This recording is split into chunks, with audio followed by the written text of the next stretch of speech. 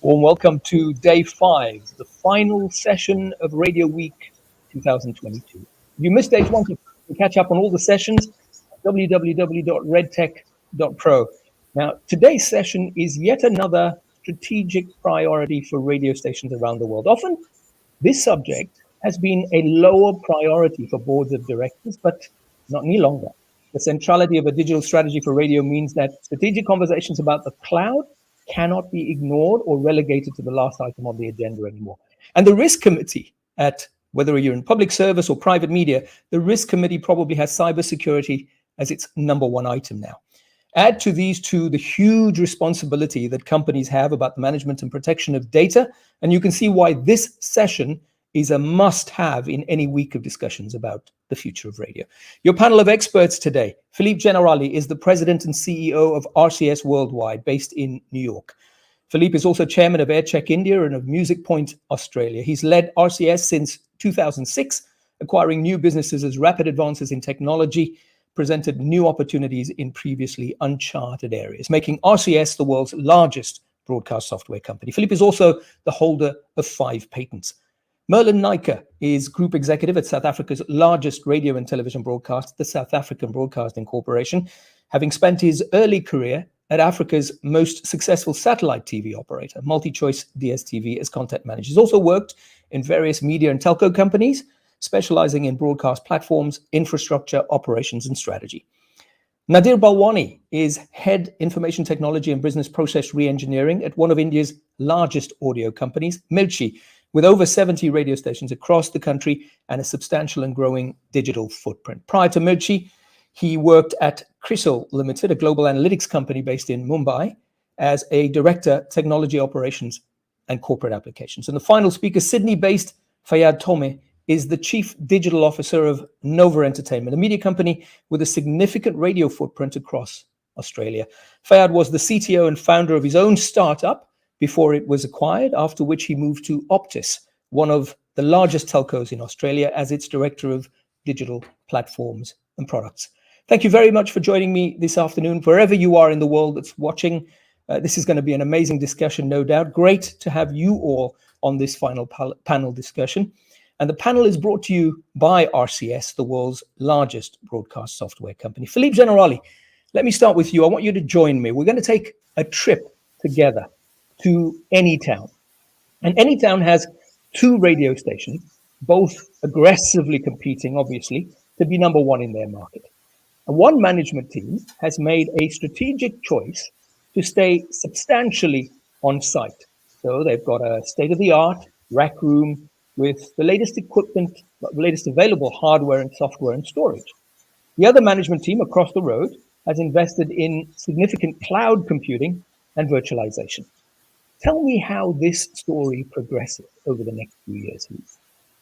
Interesting. Well, thank you very much for having me, and it's a pleasure and honor to be on such a panel of great colleagues and personalities. So that's a good question, Omar. So one station is going all premises, on-prem software, big machines everywhere in their rack rooms, and another one is going all cloud with people using mobile devices or any kind of computers, but having no engineering force per se on site.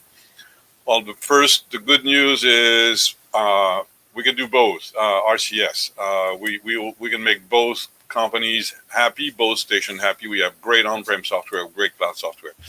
I think we have to look at there's many ways to see how that pans out between those two hypothetical stations that are on-prem and cloud supported respectively.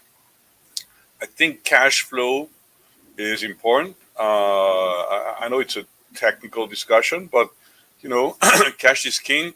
And I think if you do not have to buy heavy equipment and go to your banker and ask for a loan of a big amount of money to be able to start and get all that equipment geared up, Then you have some free cash because you pay as you go with the cloud operation. You don't have any big upfront investment, but you pay as you use the service, depending on the size of your operation, depending on the number of listeners, depending on on many things. So I would say that the station with the cloud has some cash flow advantage. So that's money which is left in the bank. So when you're a radio station, like when you're any company, cash is really helpful to put in the business. So if you don't put in machines, you can put in people. You can put it in research. You can put it in promo across town and cover the town with billboards or organize games and contests and give away money. So maybe because you can attract better talent on the air because you have the cash flow to pay them, maybe you have an advantage on the ratings in the long term, hypothetically. Is it that sweet, Nadir? Let me move to India. So you've got a 70 plus station network, but your country is different from, say, Australia in terms of access to broadband and so on. There might be latency issues. I don't know. Would you say that the situation in a country like India, in terms of a broadcaster like yourself, to be substantially in the cloud makes sense or not? Or maybe it's different for different markets. Maybe Mumbai, it works for your station there, but maybe it doesn't work for a third tier market. Give me an insight into how you would grapple with this in India. Sure. So, as you mentioned, the broadband situation wasn't good earlier, but if you talk today, the things are definitely improving. I'll give you an example out of those 70 plus stations we have, which are the terrestrial stations. Uh, Around 20 are network stations. That means we typically do not have studios in those places. We just have our broadcast equipment and the playout setup, and the connectivity from a hub studio to the transmission infrastructure unit is via many times via broadband. And believe you me, we have more than 99% uptime. So that's not a challenge anymore. But saying that, we currently are mostly on-prem. We aren't on cloud. Our first step would be first to move the DR, the backup workloads, to the cloud, and slowly see if a complete radio station can be worked from the cloud. So that's in the plan. In fact, we are testing that with our digital footprint, and once that works with the digital footprint, we will move all our terrestrial stations also slowly after we get the proof of the pudding. Does that So answer your what, question? well, it does, but I want to understand why you're staying substantially on-prem when you have the capability to be, like you said, you've got redundancy, that's in the cloud, but you're substantially on-prem. Is there a reason you've stuck with that decision rather than move across? See, historically, we were on-prem, and typically, any CIO CPU doesn't touch anything which is working. So first, we test. It's our bread and butter business. We don't want to take a chance right now. But if we understand that this is working for our digital footprint, we will definitely move slowly. In fact, we're trying to evaluate already uh, wherever we have network stations where we are working via the CTI. Why not move that setup also to the cloud, and only the transmitter remains at the CTI? Hmm. So that's in Fayad, progress.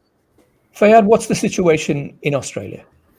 For us, we have the whole broadcast suites within every studio, so we don't have virtualization so most of our servers are run on premises for the broadcasting technology. So we use RCS tools, Aquara, we use Zeta, and we use G Selector, but it's all on premises but virtualized across all the different states. So especially in the last couple of years, what we did is now we've connected all of our studios, so anyone, regardless on where you are, which location, you can dial into any studio and act like you are virtually in the studio.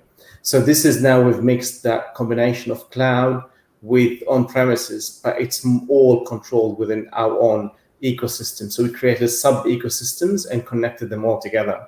Now, I would also differentiate between when we say cloud, is more the software as a service. It means it's all the software license that you just log in and zero maintenance. And this is the other products that RCS would have, like the Go product, and something that we're looking more into as future phases. So now we've invested with a lot of redundancies, with a lot of assets, virtualization across, and this is part of the previous legacy that we've had and the modernization that we did.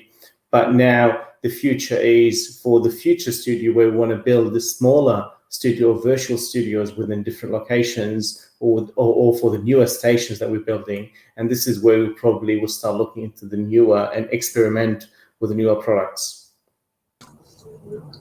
Okay, it seems that Omar has left us for a second. Something might happen. Merlin, can you just on your side, how is it in South Africa? Thank you. Well, for us as the state broadcaster, we pretty much on site with everything, radio and television broadcasts. We run 19 radio stations and 5 TV channels, all from on premises. Some of our radio stations are regionalized, so they broadcast within a specific geography, but then again, also on premises. So we have offices in all of the different provinces. Having said that, what we're finding is that with OTT solutions coming into play, we're kind of being pushed towards the cloud from our customer base, as people start to use the connected devices a lot more for the consumption of media content. So it's something that we're definitely looking at, but quite an expensive task to undertake if you a state entity with 85-year history of content. Our floor space just for content that we have today is quite substantial, and we've been able to digitize almost 15 petabytes of content, specifically from the television side. That's over 200,000 hours of content that's now digitized, and preparing ourselves to slowly migrate to the cloud. New content obviously will start in the digital format, so there's be no physical space requirement, so that should be pretty easy for us. But for the foreseeable future, we see ourselves holding on to the on-premises equipment because, as I say, of the legacy footage that we still got to keep in perpetuity. Okay, thank you very much. Philippe, Omar has his internet connection that is down. So we were talking about cloud and internet, and he's gone because he's got some problem in Portugal. What is the trend? I think India internet is better than Portugal, then I guess. Yeah, exactly. India is better than Portugal. Is it the trend everywhere in the world? What we hear now is a mixture between going all on the cloud and still not sure going fully 100% cloud? Well, Nadir said it well. It works, change it. So there's a lot of people that are very happy with on-prem hardware and software, and the cloud is a new concept. It changes the way a broadcast group operates, or a webcast group, or any company operates. So it's a step that companies have to make to go cloud, which is transforming the way the operations look. Starting with the footprint, you don't need as much real estate when you're cloud than when you're not cloud. So it's a top to bottom organization, and because it's such a drastic change, at the end of the day, it sounds the same for the listener, which is what matters in our case. For radio, doesn't matter how we make the cake. It's important to have the same great taste one way or another. So the first thing people need to know is that it sounds the same. But it's a little bit. I like to compare going cloud to the electric vehicle. So, what's the trend today? Today, 98% of the people, for example, where I am here in the US, are driving fossil fuel vehicle. Only a single-digit percentage of people are driving electric cars. What's the hold up? The hold up is range anxiety. Will I be able to go to work every day? Will I be able to charge my car? Or I can't do it because I live in an apartment and there's no outlet to charge my car in the garage. So there's many things that can make you not want to go with an electric car today because you're perfectly happy with a fossil fuel car. However, once the gas prices start rising, and once the government start pushing one way or another, we all know that X years from today, there will be a majority of electric cars on the road. So it's going to happen. It's going to be the same with any kind of operation. The days where you buy gigantic amount of iron, as we call it, to put at your various facilities, will be a thing from the past, and we just introduce it a little bit. Some of the largest broadcaster in the world are looking at cloud because they want to dip their toe in there, get comfortable with it. And I'm just moving. I have the rising sun. This is New York rising sun here. But yes, you get used to it and you find out if it works for your operation. Yeah, all right. Has the global pandemic, which forced an unprecedented level of remote offsite broadcasting, sped up the value of the cloud for radio broadcasters? Fayad, if you want to start with that question. Yeah, I was also going to add to Philip's comments before. Sure. On the journey of moving from premises to cloud, maybe the broadcast ecosystem is one of the last in a typical radio station is still on premises. But for us, the ecosystem is beyond broadcast. So the broadcast goes into streaming. The conversation with our listeners moves to podcasting for catch up. We do a lot of socials. We have web. We have app. We capture a lot of data. We do a lot of e-marketing with that listener. So, and majority of these platforms are now for us our software as a service, fully onboarded, offboarded from our premises. We don't own the software. It's the license, monthly fee. We use like Triton for streaming or podcasting platforms. So it's add-ops. It's all now already moved into the cloud as a SaaS, software as a service. The only remaining part is probably the most legacy or the more complicated part where we kept the broadcasting in. And now with COVID, as I said, in the last 2 years, it forced us to do virtualization. We had a lot of talents doing breakfast show from their bedrooms or even from their car.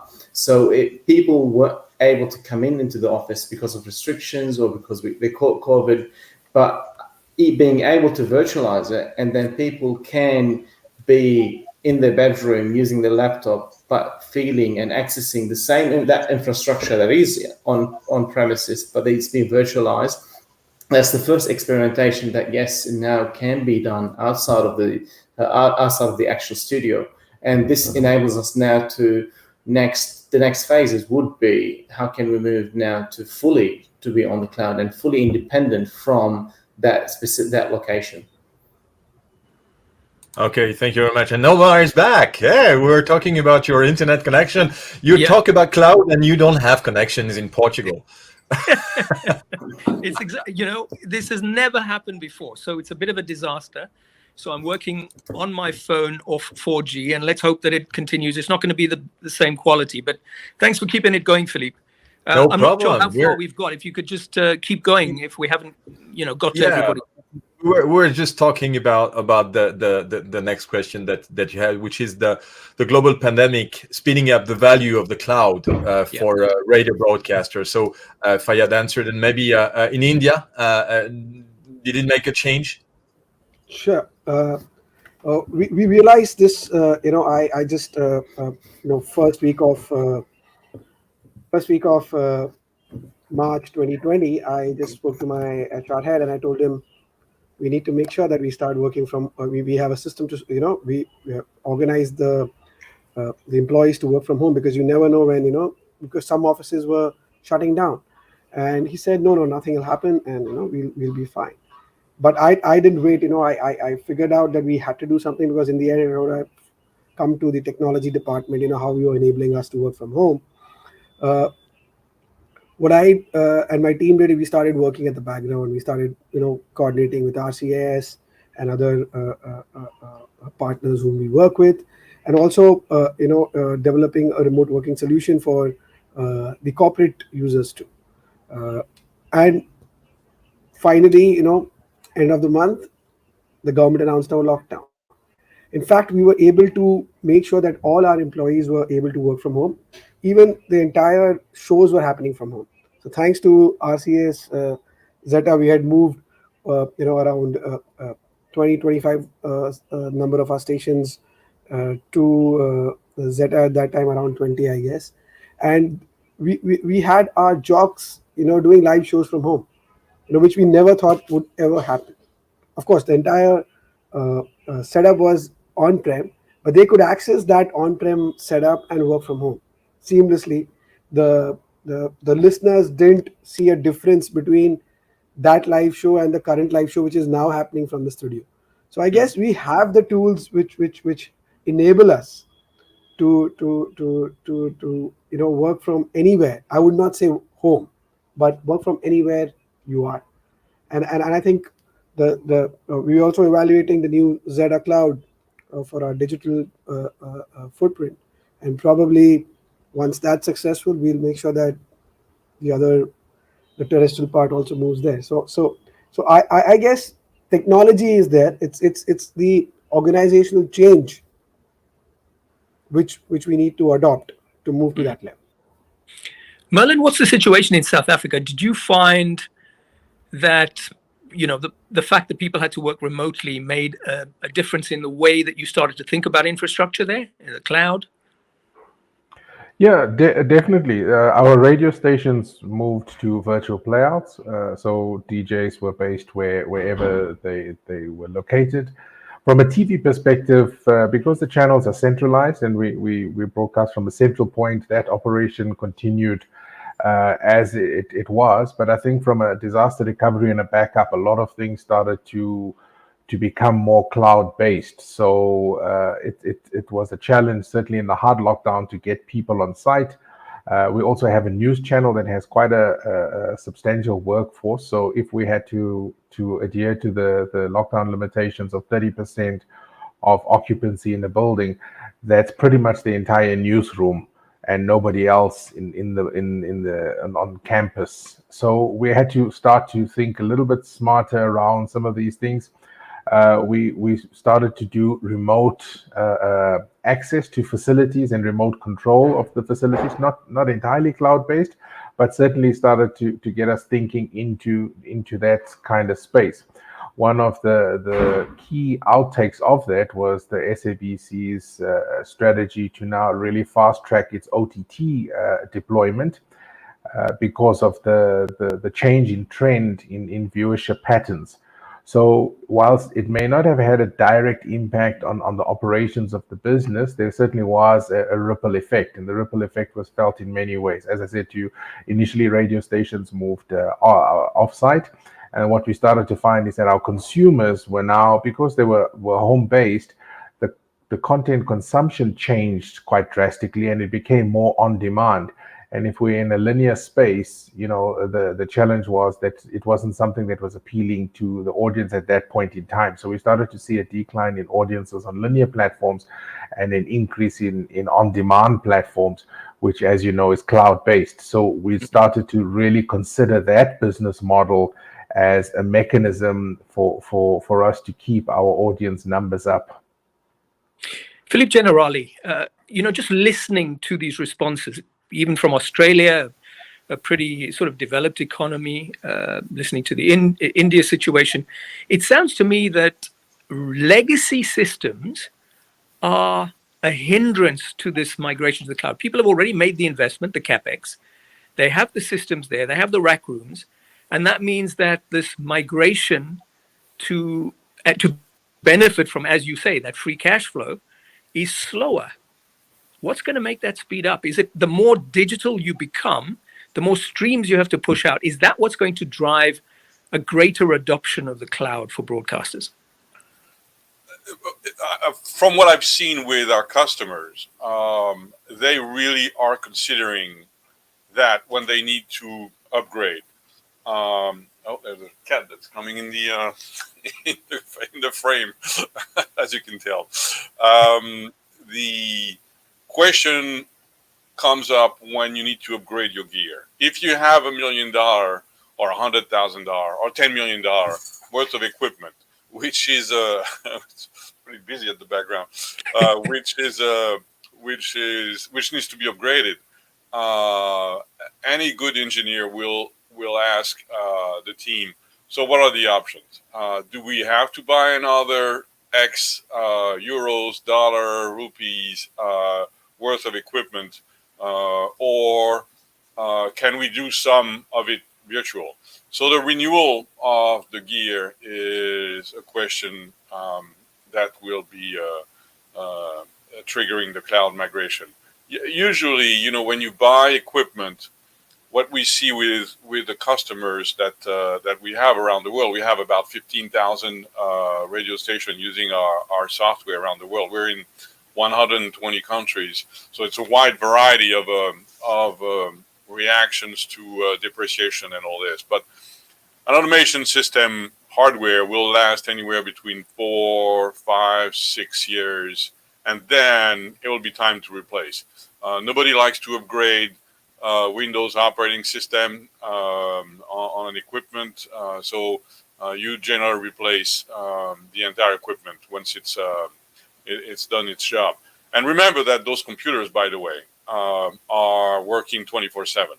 All the computers in a broadcast operation or in a webcast, if you're doing any of a private cloud model, all those computers are working 24/7, and that's pretty demanding environment. So there will be a point in the life cycle of the equipment where do we replace or do we go virtual?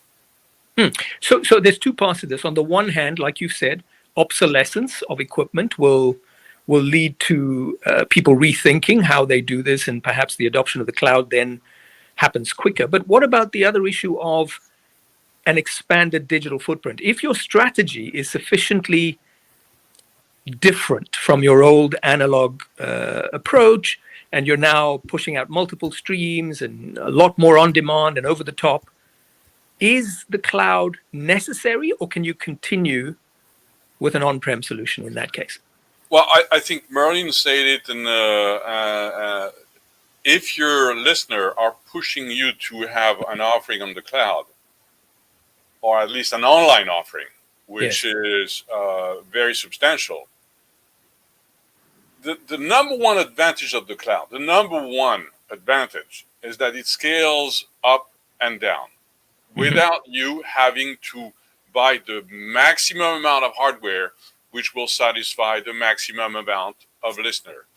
The cloud is the worldwide leader in the cloud operation, and the most profitable segment of their business is, of course, AWS. Right? It's Amazon. They invented the cloud because they saw that the week before Christmas and the holidays, everybody was flocking to their website, and they had to have 50 million users at one time on their website trying to get their gift and their delivery in the next 48 hours. And then it was dead silence for the month of January. So they said, how can we adapt that system? How can we rent out that CPU that we don't use? And how can we design a system that will allow users to not have to scale, not have to buy the biggest hardware to satisfy all the users? And that's what you have when you move to a cloud environment, which is not a private cloud. And by the way, there's nothing wrong with private cloud. That's a perfectly fine solution, which is a hybrid solution. But if you are on a real cloud environment, whether you have one user online or 10 million user online, it's the same piece of software It's the same operation. It doesn't change anything for you. And you don't have to plan for 10 million users at the same time or one user. The system will take care of that for you. So scaling up and down is the key. Yeah, of course. Let me move from, is there anybody who's got wants to make an input there, or can I move to the issue of security? Add a quick one here. Sure. When we look at it, we look at on-premises as physical servers, but this concept for us now is when we said we move to the cloud, it means going to Amazon is still managed by our engineering team. So you still have technically all the overhead that you have to do from management and softwares and patching and all of these when we go to cloud Amazon for the broadcasting tech. And we have some of it there. So it's all virtualized on the cloud, but technically it's similar to on-premises because we manage it end to end. For software as a service, for us, this is where the ultimate, where we don't want to maintain these platforms. And this is what we do with our streaming. So broadcasting, we have a specific number of users, and this is limited because it goes to FM. But once it goes from a broadcast to streaming, that conversion from there onward for us, it has to be 100% off platform, managed via cloud vendor. So as an example, we use Triton and the whole content delivery. So the CDN, millions of users access these streamings. It's all managed externally and elastic. They're leveraging cloud facilities. And this is the model where we try to work through, but in the future, pushing it more towards what the broadcast capabilities also offset it to the vendor or the licensed software creator, so they would manage it end to end for us, and it would be lesser impact on our engineering team or operation. Mm. All right, let me move to what I mentioned up front. I think that was fairly comprehensive conversation about the value of the cloud and where people are currently and what might trigger a movement, a more significant investment in the cloud. But I mentioned up front that risk committees are probably prioritizing cybersecurity more than ever as operations are exposed to online threats. And just to give you some context, in 2017, a station in San Francisco suffered an attack that hobbled them for months. And then in 2019, a Tampa Bay station was the victim of a ransomware attack. And last year, 2021, was pretty, I'd say, unfortunate for quite a few. Nine Network Australia in March, Cox Media Group in June, Sinclair Broadcast Group in October, all suffered ransomware attacks of varying degrees of severity. Have any of you been unfortunate enough to have experienced an attack of any sort? We haven't had an attack, but we've learned a lot from the Nine scenario. So Nine and us, we're on the same building. Nine, they are one of the TV broadcasters and radio broadcasters in Australia. And they've had a major cyber attack that technically took them out for the last 2 weeks. They were still they had business continuity, but it impacted their whole business. So, and we were using a lot of shared infrastructure or internet connectivities and so on.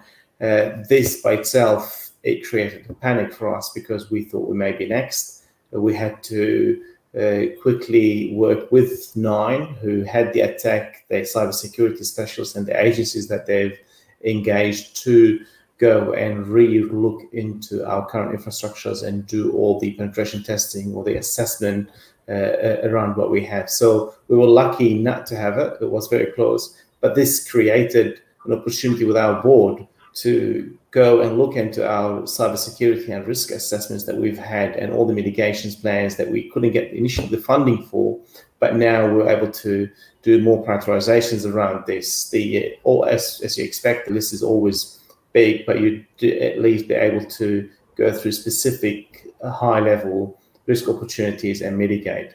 What we had as attack, we've had attack on data, which is not on our platform, but it's on our customer data platform, which is something that the vendor is managing, and we had a lot of our data leaked. So we had over 500,000 record of data leaked to the dark web, and this by itself, in the compliance or the regulations that we have in Australia, it's a very complicated process that we had to manage. And it's not just in technology and IT, but from a legal perspective, from a customer and governance. So we had to notify every single customer about their data leak, be able to manage the data, and so on. So that's this scenario for us is a major headache that is not impact on business operation, like a cybersecurity attack that takes you off the platform, off the network, but it's another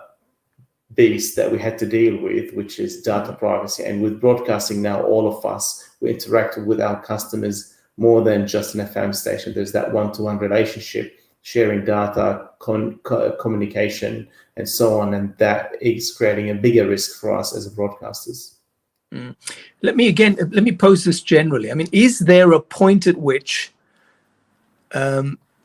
this can be, you can fully secure your operation, or will there always be someone out there finding chinks in the armor? It's just going to be an area that the board has to be comfortable with constant investment, constant innovation, constant renewal, because there are new attacks, new ways to attack every single year. It's a general question. I'm just opening it up. Does anyone want to? Yeah, I'll take that, Omar. I also have an information security background. I was working with a data company from the banking and financial sector earlier, a credit rating company, which dealt with a lot of customer data, a lot of industry data. My belief is, and which is a fact, that no computer in the world is secure. The only computer in the world which is secure is the one which is shut down. So typically, you can't guarantee 100% security. The question is, how much do you want to protect? It all depends on what is the value of your data and what is your reputation as an organization, in terms of information security. And you invest that much in information security. It's a simple thing, If I put one lock, it'll be easier for the robber to come and open that lock and take away the money I have. If I put 2 locks, it'll be a little difficult. If I have 3, it'll be more difficult. If I have 4, it'll be more difficult. Do you think by putting 10 locks you're going to be secure? There's no guarantee to that. But it's better to put 10 locks, because the time which the bad guy will take to get into your systems, you will have enough time to react and probably stop it. So information security and investing in information security is very tricky. It all depends on your appetite and your requirement. Some people just spend a lot of money and then also end up getting hacked. So in short, I believe in one thing, and maybe it's true, it's not, but either you're hacked or you don't know. All right. Anybody have an idea that's different from that? I mean, is this, Nadir is very clear. As long as you go online, as long as you have a computer, you're going to be vulnerable regardless. Is that something that's true in perpetuity, or does it ever change? So Fayed, I'm sorry, Fayed, go ahead. Go ahead, Philip. I just wanted to say, in fact, Fayed and Nadir have both touched on two different things. There's you started with the crypto locker attack type of thing, and then there's the data security, which are two different topics, which are both fascinating. And when you know that,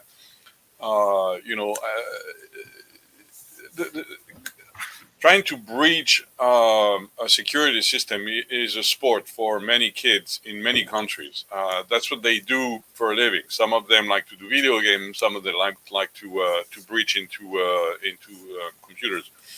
So for the crypto locker type of thing, where you have ransomware, and basically the hacker will put a wrapper around your assets and say, I have your audio file hostage, and I will give them back to you if you pay me $100,000 in Bitcoin within the next 12 hours. That has a solution, which is to store your assets in the cloud in a Linux environment system. So in this case, the virus can't propagate to a Linux environment. So this is a a prevention which helps you at least not have to rely only on Windows computers everywhere at your operation, because that's the let's face it. I mean, that's the operating system of choice for the hackers. Data security, yes, is a different story, and stealing data is not the same thing as ransomware, although both are done with by hackers. Fayed, you wanted to make a comment around. There's no computer that's safe. There's all, especially if you connect to the internet, and it's that risk appetite for us. How much do we lock processes and impact user experience? Because you still have a large staff base that they have access to a lot of the systems, and there's always a path to key platforms. Now, for us, what we found is process management and education within the staff was one of the probably the biggest risk, where a lot of staff, they probably weren't managing the right user data properly, or their access properly, or how they manage the system. So we had to small lock down that user experience into more formalized processes, build additional educations on top of it, but at the same time be able to disconnect and create its own lakes of systems where no one can access, and this is where you have to go through the biggest hoops, depends on the priority of that platform. So it's never safe, but there's a lot of processes in place that you can implement to mitigate this risk. All right, that's helpful. And of course, I really appreciate, Philippe, that you segmented it into two particular sorts of attack. There's a ransomware attack where, as you said, there is an opportunity for protection by shifting some of that to the cloud, to a Linux environment, and there's protection there.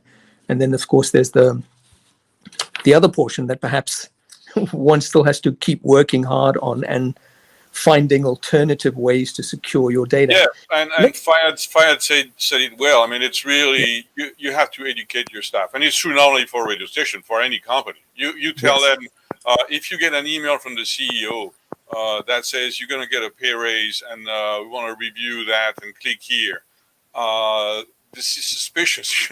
Make sure that email is legit. And I have employees that are forwarding me emails where I'm offering them to, I need to talk to you about something important. Click on that and read the document. I'll call you in 5 minutes.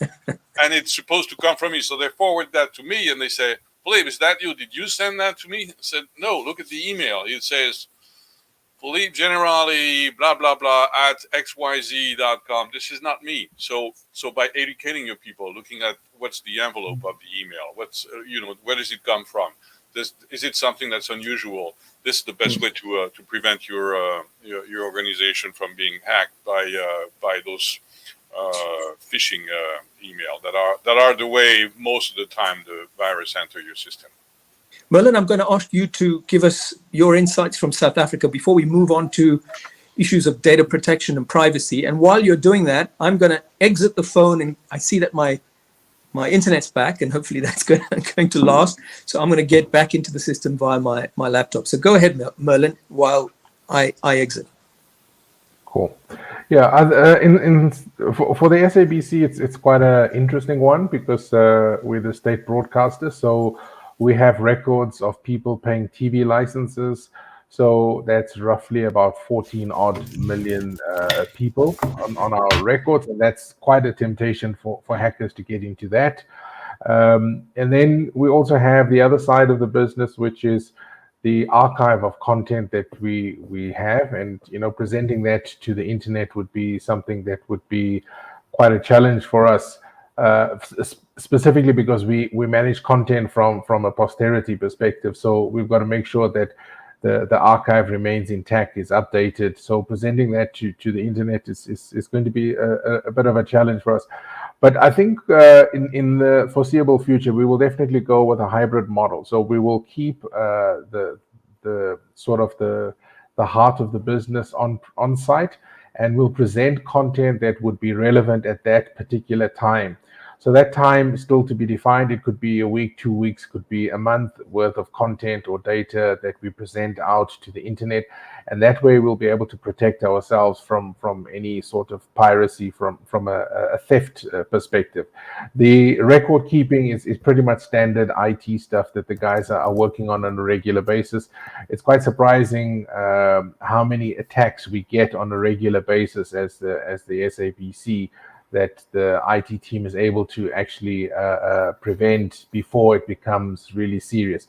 But as Philippe said, when you get a message from the CEO of an organization, people like to open it up and see what's happening, and they don't pay attention to that email address and the URL at the end. It's not coming from your domain. You should know that that's not something that you need to open up. So a lot of education happening. We've got over 2,000 people, plus if we take our freelancers into consideration, quite a lot of educating that needs to happen on a regular basis within the organization for this.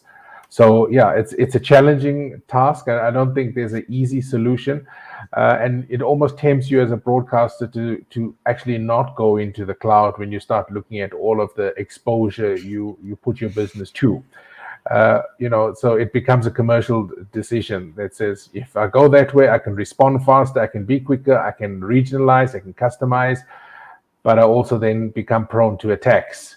And then now not just one attack on one site, they now, wherever that cloud is, and they're coming from international hackers as well, because the web is global. So now you start to open up that door as well, which becomes problematic.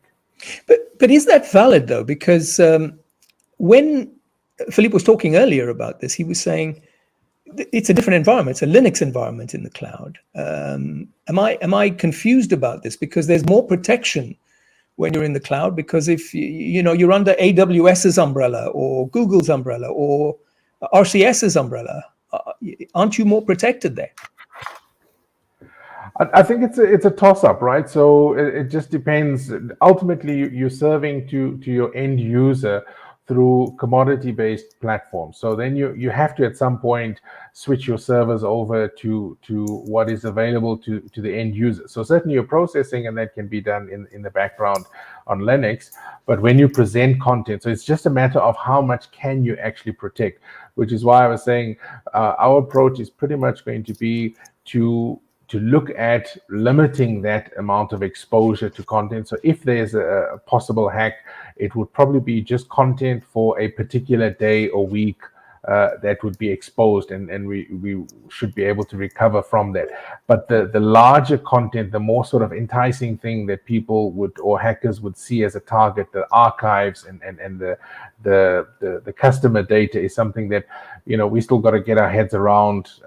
Remember, the SABC is a national key point, so you have to enter the SABC, you need an ID to come in, your ID document, fingerprints, and the like.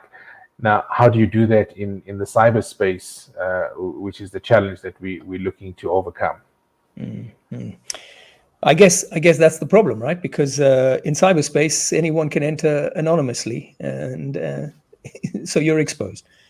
I don't know if anybody else wants to contribute to that and see if you've got a suggestion. So I have a view here, because if you there could be private clouds, there could be, you can get a cage in a data center where you could do biometric and other stuff, whatever you require. The idea is, we always think that we are more secure when we are on-prem, and that's not my view at all. I believe that you will have access to more tools when you go to the cloud, because there's only so much you can invest. There'll be a new security tool coming up, you will say, I have 10 already installed, should I go for the 11th one? But when you'll be on the cloud, you will get it for using for those many systems only, right? So I still believe that I've seen banks which were not ready to move to the cloud now moving to the cloud. I've seen governments moving to the cloud. I've also seen, I don't know if it's true, but I've heard that NASA is also on the cloud. So what are we talking about here? Above the cloud. Yeah, I don't dispute that we need to get to the cloud. I think the issue is at what rate do you migrate to the cloud that is palatable for your stakeholders? That's the challenge. because your consumers are there, and they are pretty much, you know, on that space from a social media perspective, from a video sharing perspective. It's now the commercial operations that need to consider how do they get there in a manner that is comfortable to the stakeholders and the investors. You know, that's the challenge that we have. We are going to get to this point because we're going to talk about each of you looking at your crystal ball and saying, does 5G make that migration more effective for radio operators? Is it a boon for those of us that work in radio? I want to get a sense of, if you're starting a brand new radio station right now, do you do things completely differently from what you would have done 20 years ago? Back to what Philippe was saying right at the beginning, that you don't want to invest in the hardware in this way. You want the benefit that the cloud gives you if you're starting up. It's the legacy guys that have the rack rooms. But anyway, we'll talk about that some more. Let me talk about this issue of protecting your data. So now, most of us that are working in this business, we've always had tons of audience data coming. And if I think back 20 years ago, it was in books, written down, and you had the phone number and you had the name. And of course, that's changed. Now you've got it on a spreadsheet, probably now protected in other ways.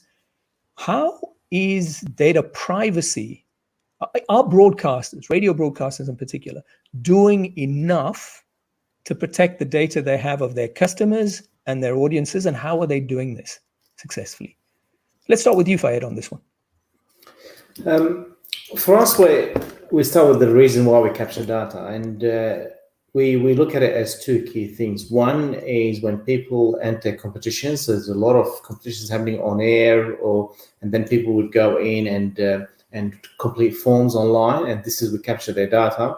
The other one is when they log in on our app, on our website, and probably the third one, it's not a major one, but when they subscribe to our EDM or communication. And within all of them, we capture PII data, personal information, identifiable information against this individual. And in Australia, we have a lot of privacy rules around it. Once you capture it, you have to protect it, but also you need their approval if you can communicate back to them. So you need to capture their preferences around opt-in into what type of communication. But the main one is you can't just capture the data unless you have a commercial use out of it. And our key commercial use is either for marketing. So we want to keep that connection with the customer so we can send them EDMs or notifications and use this data as a marketing platform for us. And the other one is for personalization when we do either content recommendations or commercial advertising. So when they listen to our ads on streaming or podcasting, we know who they are when we want to serve them ads that are relevant, that are targeted based on specific campaigns. So it's more around the streaming and the podcasting rather than just the broadcast. But the privacy regulation year on year is getting more and more complex. And then the liability on us as a business, it's growing. And we've had it in 2019 where we had the data leak. And since then, we had to put a lot of processes around it and then be more accurate around what do we capture. So for example, give you a basic example. Do we capture a date of birth or do we capture the year of birth? And just by doing this, the liability is technically hard because now that person is not identifiable via their full date of birth, but we know the year of birth, so we know the age group that they belong to, and then we can use that age group for marketing, etc. So it's more around being accurate about what data you capture, and then why you want to capture it, how you secure it, and then how can you easily dispose it if you're not using it. And I would think that it's become an imperative, right? Because we've seen how these mega platforms, the Googles, the Facebooks of the world, are able to use the data that they get from people, from us, from me and you, and monetize it in a way that's at scale and, you know, sucking in a lot of advertising dollars as a result. So it's inevitable that we have to move in that direction, or am I wrong? Well, for us broadcast, we can see a lot of shift from people moving, listening to FM broadcast. They're still listening to the same station, but then now they're listening via streaming, via apps, smart speakers, and web.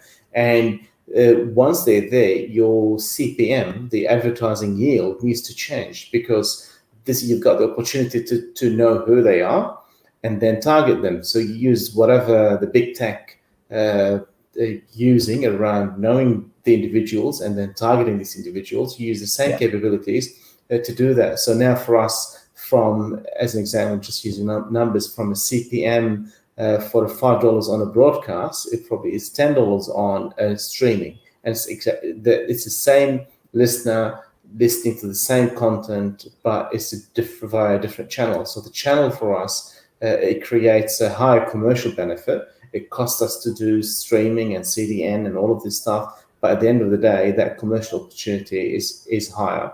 And then the market, all our advertisers, they want to know. They've been saying it for years now, and for us, this is the right opportunity. They want to know who are these audiences, and they don't want just a broadcast ad to a million listener. They want to target it. They want to segment and target, and this is an opportunity for us to use this data. But with data comes responsibility.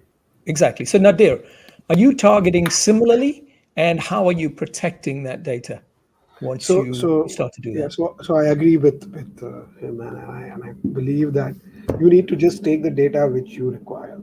You don't go all out and just capture whatever data you get. Typically, the example was excellent, that if you just need the date of birth, the year of birth, that's more than enough for you to identify the age and probably market the right product to him. The other question is what data you have. How can you make sure that it's encrypted, even if it gets into the hands of the hacker?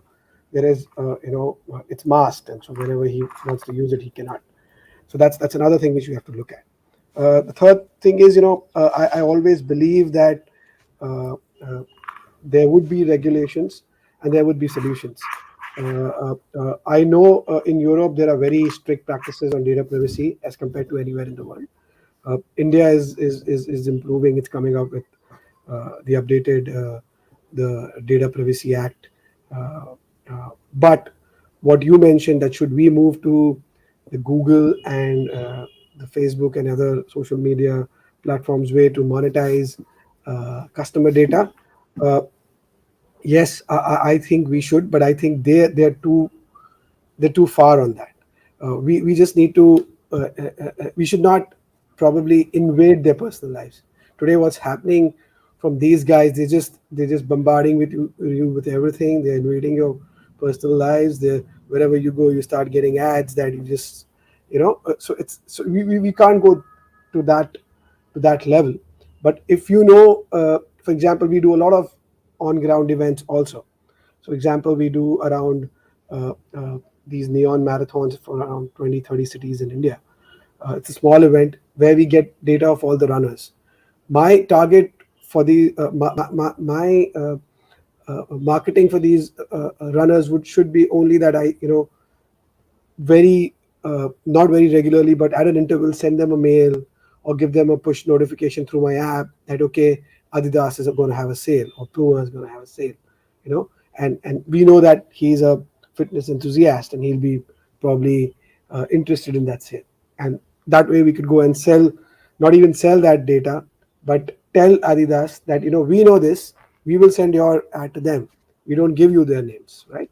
This is how we do it.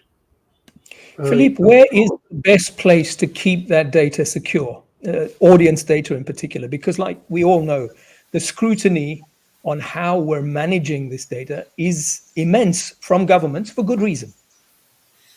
Yeah, well, GDPR is in Europe has done amazing things for data privacy. Starting with the choice, you have the choice of having your data not being part of a service provider. So this is the first thing, maybe saying, I don't want you to keep any data on me, or I want you to tell me what data you have, and rules like you have to automatically delete a record after X years. So these are good progress that have been made that prevents the security and the privacy from being threatened. In California, they're doing something similar. It's going to get around the world. This is something that's going to help. So the first thing is to offer the user the ability to refuse to have the data being taken. Now, there is no way you will not be traced everywhere if you go on the internet. We all know that. So you leave breadcrumbs everywhere you go, whatever website you visit. But for a private organization which has to store that data, we said it. You want to encrypt it. You want to make sure that it's not, even if it's hacked or even if it's diverted, you can't read it if it gets stolen. So anywhere is not really the safest place, but there are some basic principles that can make storing the data something safe for all your listener in this case. Merlin, give us an insight into how you're managing at the SABC and what are those fundamental steps or basic simple steps, as Philippe just put it, that you're taking to protect audience data and secure it.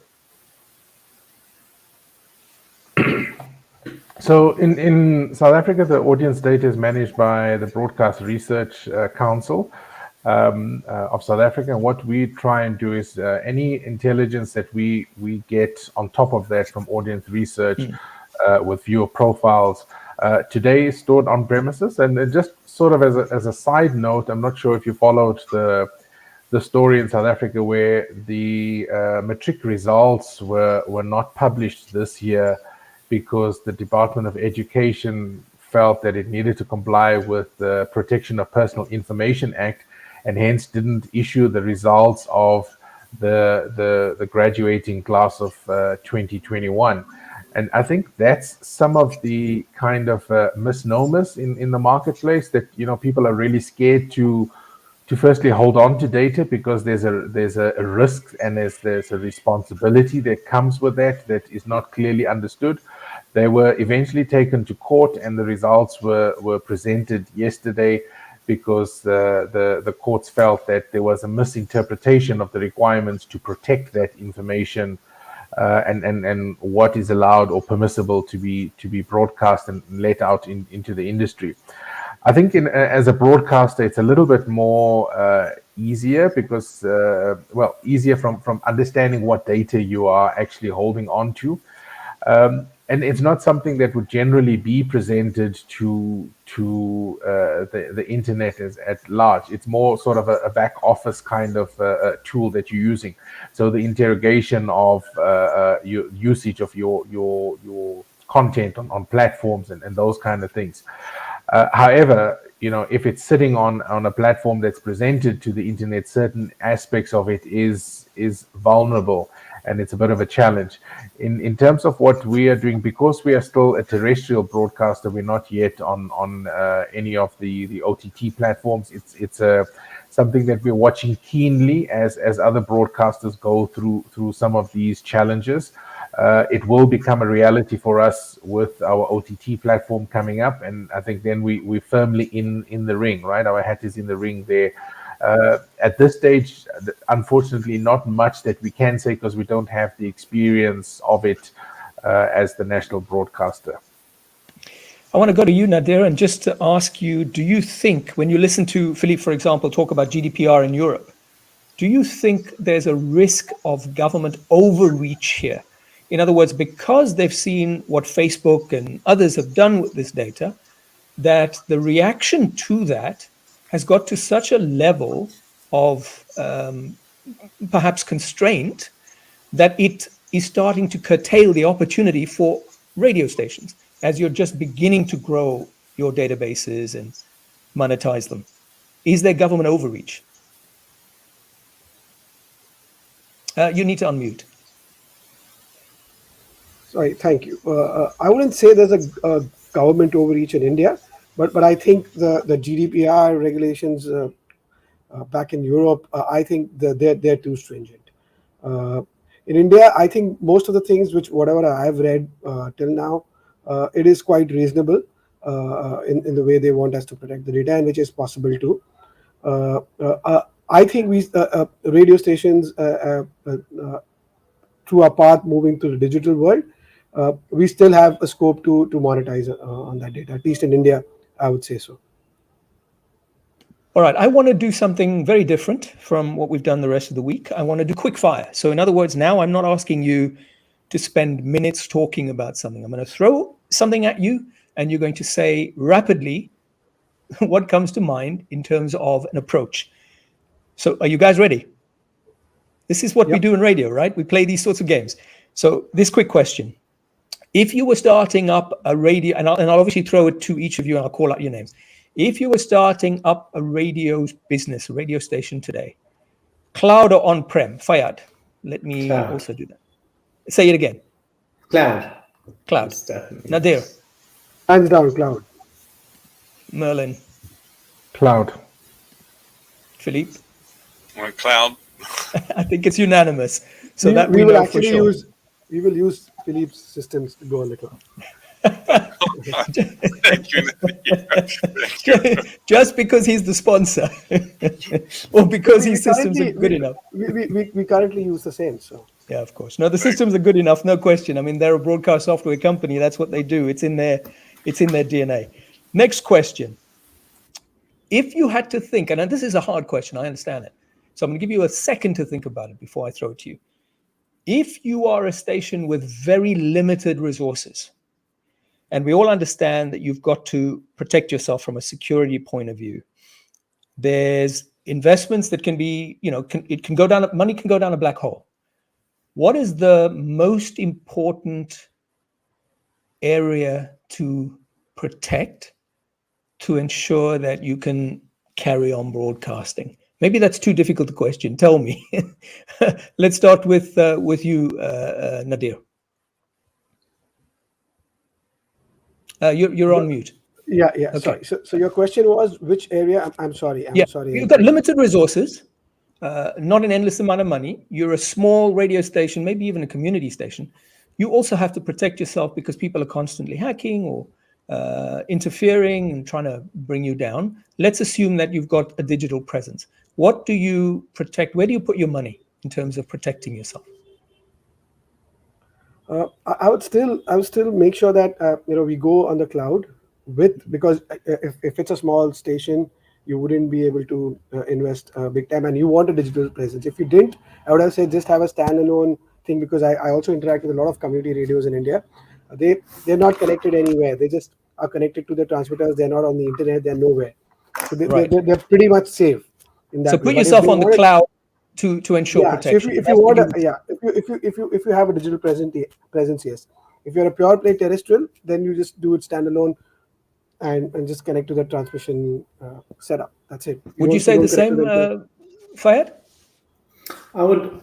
Well, I don't think that in these current days, everyone wants to connect to stations via an IP, not just an FM. So it would. If I want to build a new startup station with minimal budget but run a full digital operation, I would focus on getting software as a service, licensed SaaS softwares for everything, for email, for broadcast, for streaming, for app development, and minimize anything to do with either virtualized or cloud software that we still have to manage.